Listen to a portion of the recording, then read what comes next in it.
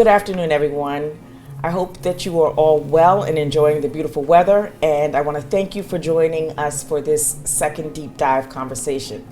My name is Heidi Harris, and I am the Director of Diversity, Equity, and Inclusion for the Franklin Public School District, and this is our second deep dive conversation, as I stated. Our first deep dive was an in-person event on a Saturday last fall, and it was highly interactive.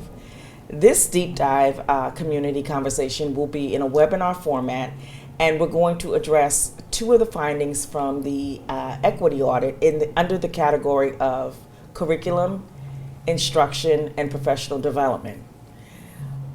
They were a lack of inclusive curriculum practices and the desire to improve and increase learning around DEI work.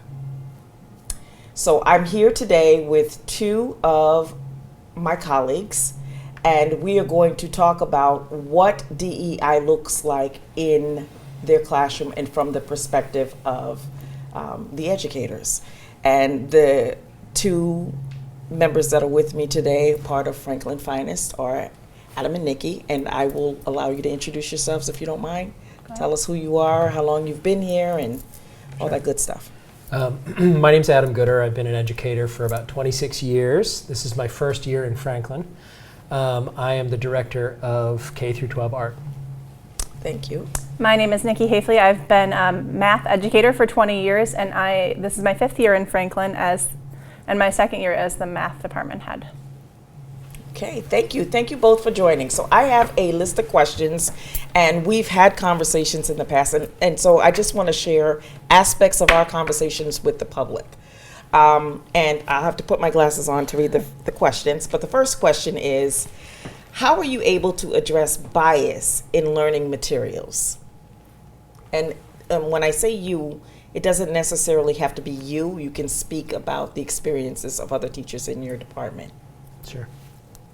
You want to go first? It doesn't matter. Go for it. Okay. So a lot of, I think, mathematics materials, especially those that are older, have a lot of bias that people haven't recognized because it's just this is how math is, and people often think of math as an unbiased subject, even though it's not. We deal with numbers, but there's a lot of context and history behind that. And so one of the things that our teachers are doing constantly is reviewing those materials and updating them to really reflect our diverse student population instead of sticking with things that we've had for ages and ages. Yeah. Do you mind sharing an example of what that could Sure. look like? So I know in the statistics classes, in the statistics books, there's something that talks about the gender of, it relates gender to something else, maybe how many people are taking music classes, whatever it is. Yeah. But instead of, in the book it says gender, and they give the example of male and female, and so our teachers have expanded that, and instead of having students answer questions where it's you choose male or female, can you just describe your gender, and so they can look at that inclusivity that way. Got you. Thank you. Yeah. Adam?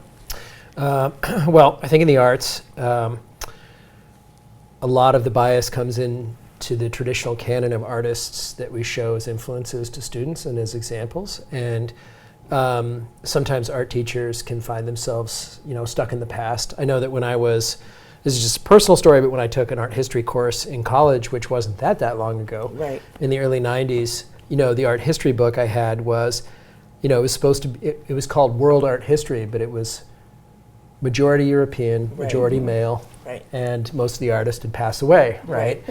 And so some of the great things that are happening in the art world, whether that's media arts or whether it's traditional art, and if you go to any museum, you'll see this, right, are happening because of contemporary artists, right, and artists of color, and female artists or artists, of all genders, right? And so just trying to update our practice as teachers to expose students to artists from around the world, and I think sort of the challenge of that is that the more veteran a teacher you are, the more you sort of have your curriculum worked out, and so it takes a little bit of work to do that. But I would say that's probably one of the bigger challenges in the arts in terms of providing those windows and mirrors for all students in your class. Right. I'm glad you just mentioned windows and mirrors. That leads us into the next question.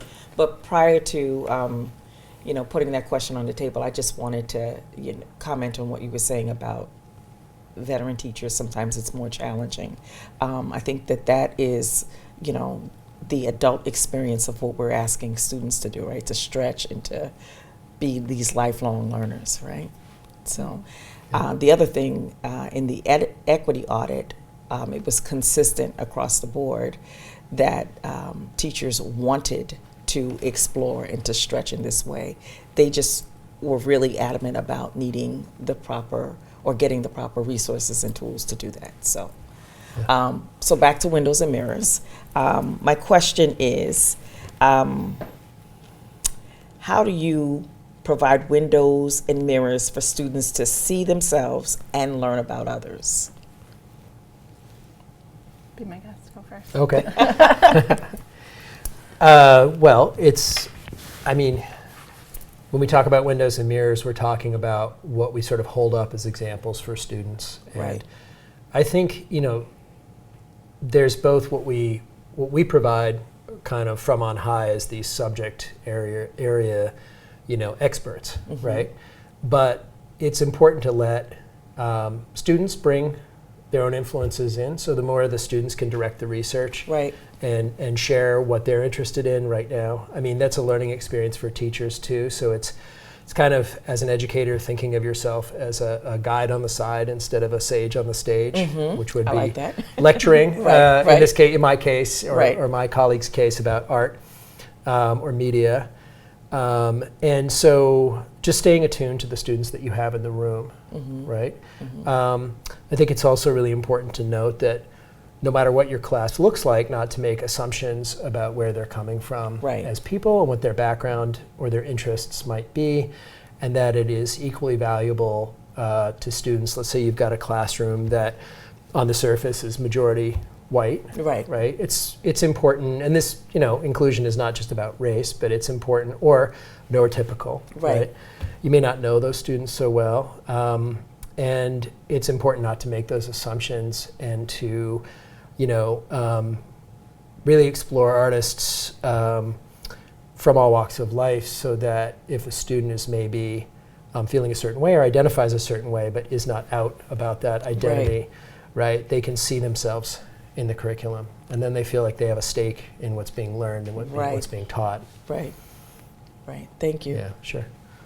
So one of the things that I was thinking about in math about windows and mirrors, as Adam already eloquently described, knowing students as individuals and really understanding and knowing what your students like to do outside of school, who they are, where they come from, so that you can bring those experiences and have them bring their own prior knowledge about the subject or their own funds of knowledge to the classroom.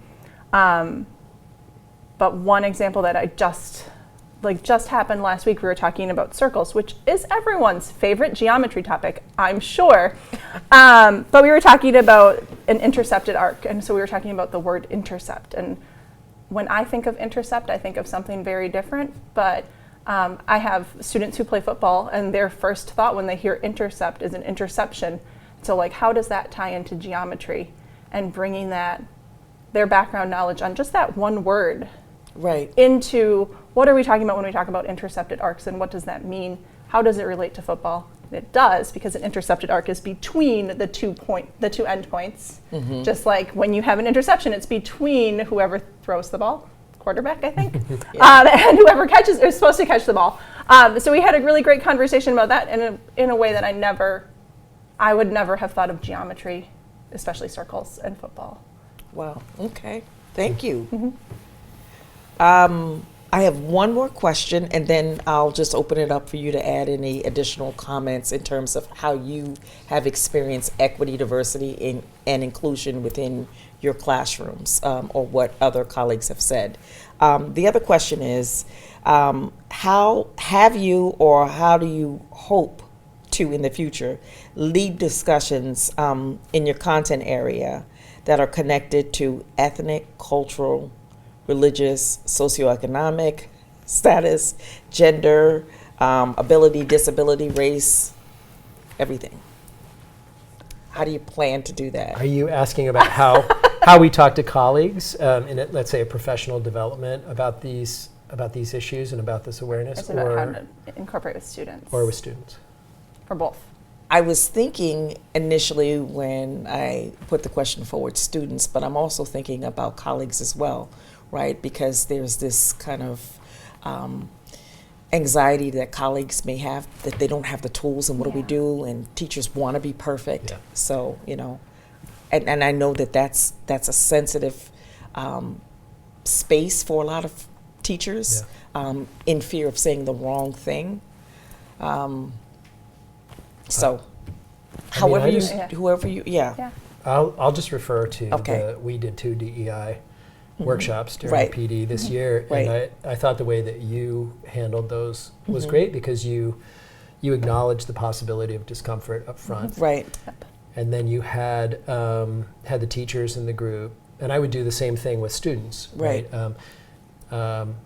Share a piece of their identity, yeah, right? yeah, And starting with a low stakes Yeah. part, so it's not like tell us your religious affiliation or exactly, something like that. exactly, It's right. So what do you like and what do you dislike, and getting to know the other people in the room in an authentic way and feeling Right. like you have a voice in the room. right, I think during our PD, I think we spent a total of 2 or 3 hours just doing that. But I have to say, I've noticed it's already had an effect on the openness of some of the teachers I work with, Yeah. in terms of our ability to connect Right. over not only our similarities but our differences. right, right. That's good to hear. I mean, we all have social identities. We, have multiple identities. So this work impacts everybody. Yeah. Kind of going along with that, I would say the same thing, that for teachers, hearing that it's okay not to be perfect and you don't have to have it all figured out right away, but if you are making an effort and you are trying and you're making progress, other people will see that. Your students will see that you're trying to have your classroom be more inclusive. You're trying to use more inclusive materials. You're putting forth the concerted effort to really make a difference. In math specifically, I think one thing that I would really like to work on moving forward with teachers and students is math is all about looking at patterns. And there are so many ways that we can look at all of the different aspects of culture and social justice through a lens of mathematics, and look at the patterns that we see and how we can disrupt those patterns. Right. And I think that would be for my math teachers, that would be something very easy to look at because we are used to looking at patterns, but it would be very powerful for us to do with our students as well. Okay. All right. Well, thank you. Are there any other comments that you want to share based on the subject matter and your interactions with students and maybe parents, or if you've had those interactions? Thanks for being here in the district and helping us with this conversation. Well, And acting as our resource, Oh, somebody to good. talk to if we need to bounce ideas off of. Very good. It's very helpful. yeah, this is a collective effort, so.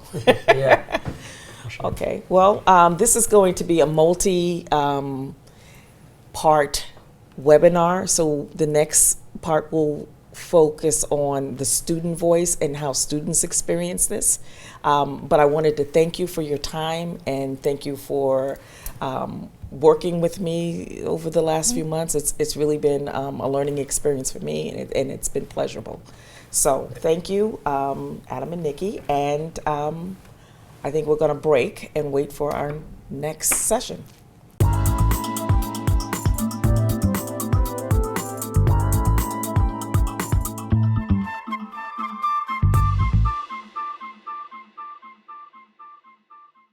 I'm joined by some dynamic students that I've had the pleasure of working with this year to kind of gauge how they experience DEI and how they understand it. And the 3 young ladies are all seniors. 2 are members of the Diversity Awareness Club, and 1 student has been a part of the DEI committee. So I'm going to allow you to introduce yourselves to our friends today, and we'll begin our conversation. Why don't we start with you, my dear? Hi, my name is Sanaya Bhatt. I'm the Vice President of Diversity Awareness Club. Hi, I'm Lily Eatsmo. I'm the President of Diversity Awareness Club. Hi, I'm Ashwarya Praki, and I'm a member of the DEI committee. Okay, very good. Do any of you want to share where you're going to be going next year, or? Sure. Okay. I'm going to UMass Amherst. Yay! I'm going to Case Western Reserve University. And I'm going to Indiana University in Bloomington. Okay, very good. Well, we are proud of you, and like I said before, it's been a pleasure to meet you and to see things from your eyes and kind of walk in your shoes. I really appreciate that. So I'm going to ask a few questions regarding around our theme, windows and mirrors. And the first question is, I just want you, and I have to put my glasses on, to just think about this and answer. All of you can answer it, or if you don't have anything to contribute, don't feel pressured. But during your time at in the Franklin Public Schools, can you think of a time when you've been able to see yourself reflected in the teaching and learning? And what did that feel like? Yeah, I mean, the first thing that comes to mind for me is The Namesake, which is like a core book that we have to read for like English 10, and everyone reads it. And it's the only book that I can think of that I've read in high school, like as part of the curriculum, that includes people of Indian heritage. Mm-hmm. Except what I do know is that every Indian person that I know that has read the book is not a big fan of it, and neither am I. And I feel like when I read that, I don't resonate with it. So I like that they're trying to include Indian representation in the books that we're reading for class and like analyzing for class.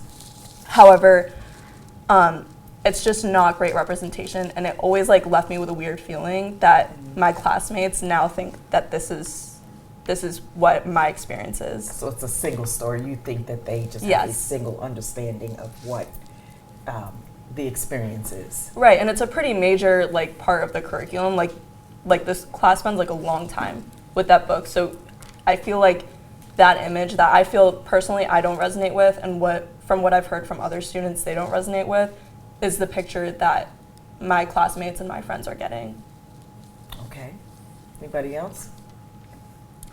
I think that like for teachers, a lot of teachers, it's really difficult to incorporate diversity into their curriculum. I think the teachers that have done it best are definitely like, some of my English teachers have definitely brought in like videos of, I know you just mentioned like the single story video. Mm-hmm. Definitely videos of people from different backgrounds and hearing their perspectives from them. That has definitely helped, and I think that's a conscious effort that teachers have to make, mm-hmm. and not all of them do, but the ones that do, I definitely feel appreciated by their teachings as well. And just, yeah, it feels good to know that there are people to look up to that kind of look like me and share a heritage. Right. So that's really good to see in school, but it is something that I think, you know, goes by the wayside sometimes and isn't always in our But curriculum. you feel like there is more of a sensitivity and an awareness of having to make sure that the image, right, Right. is there, or the representation is there? With some teachers, absolutely. Yeah. And I do think that in some classes it's easier than others too. English and history and foreign language, I think, are a lot easier than, you know, math or science. But I do think that, especially just this past year, I think that there has been kind of a bigger push, like culture-wise, in this school for diversity. So I do appreciate that too. Would you agree with that? That you've noticed the difference in the last year? Yeah. Or your last 2 years or so of high school, or a few years, I should say. I would agree with that. I think that there is an effort to get more, or like be more culturally aware and realize that like learning is not just like the academic stuff or like learning how to write an essay, but it's also like being able to analyze like the things around us and like being able to apply what we're going through to the stuff that we're learning. Mm-hmm. So I do agree with Lily. I think there's an effort, but like I was saying earlier, I don't think the execution is as great, and I think it's like it is a learning process, and I realize that we're all learning, but I think there does need to be more of an effort to bring more diverse resources and more and different viewpoints, like not like the single story, like you were saying, for like the different representations of people in the school. Got it. Yeah, I absolutely agree. I think, like Ashwarya was saying, namesake is probably the only like thing in the curriculum that I could like point to and say, yeah, this is Indian representation. I definitely think there has been a push over the last couple of years. Like I hear it in my foreign language classes and my history classes, but yeah, I think there is plenty of work to still be done. Do you feel like you have the doors to explore and learn about other people's backgrounds as well? Yeah, I absolutely do. Especially in my foreign language classes, my Spanish teachers have always brought in like food, media, art into our classrooms to really give us that like immersive experience. And like I've learned so much about like Latino and Hispanic culture that I otherwise would not have without their efforts. And I'm really grateful for that. Yeah. Okay. Yeah, I would agree with that. I think like, and like thinking of like the Latino community, I just remember freshman year, we read this book called The House on Mango Street, and everyone reads that. Like everyone has to read that, and that's the only representation in English classes that we get of the Latino community. And it's, again, like I don't know that like it's the best representation, but I can't speak to that because I'm not part of that community. But I do think it's concerning that that's the only viewpoint that we get. Okay. And then, but like Tanea was saying, in my Spanish classes and stuff, I've had a great experience because we don't just learn the language, like we really learn the culture. Especially with certain teachers, like they realize that's important and they'll bring in like things about immigration, things about like current events and stuff. Not forcing students to take like a stance, but just so you have the information so that you can make that judgment for yourself. Right. So I do like that there's a push towards that, but like I was saying, like I still think there's some work to do. Okay. Okay. Can I add to that? Sure. Sorry. Go ahead. I think that there are definitely opportunities, and I think that there are some teachers that, okay, in my experience, it works the best incorporating diversity, equity, and inclusion in curriculum. It works the best when students can find a way to make it work for their interests, if that makes sense. Yeah, can you give an example of what you mean? Yeah. So, for example, there was a physics teacher here who, in February and in March, he made an assignment, and it was like, it was a combined assignment for Black History Month and Women's Month, and he asked students to find a scientist, like of their choosing, who was either Black or a woman, and to kind of research a little bit of like the things that they faced and the oppression that they faced as like a historical figure. And he actually, so he gave those reports back to Tanea and I, and it was really awesome to see that like students, you know, took the time to like learn about these people who maybe their voices haven't been heard or their work hasn't been recognized, and to know that they like chose this person, right? Like they felt themselves, for some whatever reason, connected to the person they were researching. Right. I think that has more of an impact on both the teacher and the student, because you're looking for things that you're interested in while also recognizing people that you might not have heard of before. Right. So, That's good. Thank you. And Do you I think, wanna- I'm sorry. Go ahead. I think like it doesn't even have to be, or it's great that it was like a whole project Right. and that they spent time on it. absolutely. But I realize like science classes, like you were saying, are hard to do like diversity, equity, and inclusion stuff with.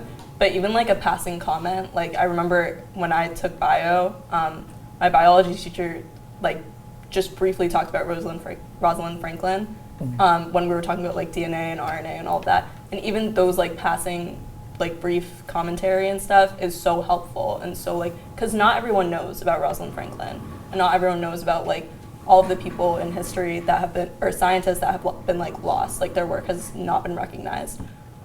So I think like it doesn't have to be a lot. And for those of our friends that may not know, can you tell who Rosalind Franklin is? Yeah, she's just, she kind of discovered that DNA was a double helix, but she was never accredited for that, because I actually forget the people who were accredited for that, which is a good thing personally, I think. They stole her work, like completely stole it from her, and they got the credit for it, but in recent years, like in the past decade, she's been like people have realized that she was responsible for that discovery, and Yeah. she's gotten the recognition that she deserves. But in textbooks and stuff, like, she's not always the one that is accredited for it. So I think it's important that teachers are saying, no, it's her. Like, she's the one who Right. did this. Right. So. Okay, good. Thank you. I do think. Sorry, Yep, go ahead. Just one more No, no, thing. go ahead. I do think that like those little things too. We were talking about it once. Like someone had started their class saying like Happy Women's History Month. I think that stuff does. It's so small and it's like not. It's not a big deal. It doesn't have to be a big deal, but it does form a little bit of the culture and the climate inside that classroom and creates a more inclusive place for all of the students. And I think Right. that like for teachers who do that, it is so recognized. And I think those classes, correct me if I'm wrong, but I feel more comfortable in those classes to speak my own voice. So Okay, so that's good information. So even the smallest gestures are very impactful. the Now- effort is there, yeah. Yeah, and so let me just ask you, just going back to that example, so Happy Women's Day, is that just for those that identify as women in the classroom? Is that for everybody? Does everybody then get kind of an awareness and an awakening Right. of what that might mean? I mean, I think that's dependent on the person, but I mean, so what the teacher had done was she had said it and then she played music by women. Like she always would play music in class and she only played music sung by women. Gotcha. So Okay. that was kind of cool to see that, like, you know, like then you could say like, oh, these are all the women artists that I love, like, Right. you know, Right. yeah. Okay. And sorry, just to add to that, Yep. even if it doesn't necessarily mean that like like maybe the person doesn't identify as a woman, or like maybe they think it doesn't like affect them, but just like having that in their head, like those thoughts and like maybe even those questions like why are we celebrating this day, that in itself is enough to like create that environment that Lily was talking about. Like those questions, those topics of discussion are like what I think classrooms need to really like push these efforts for DEI. Wow, okay, thank you. I have one final question because the other question you've answered in our conversation, which is great. And I'm going to go off script. So if you, just dreaming, 20 years from now, Franklin Public Schools, what do you think the DEI in teaching and learning and in the classroom could look like? And what would you like it to look like? I know that's kind of a... It's a big I question. just need a second to think about that. Yeah, Okay. maybe not even 20. After you come back home from, finishing your undergrad studies.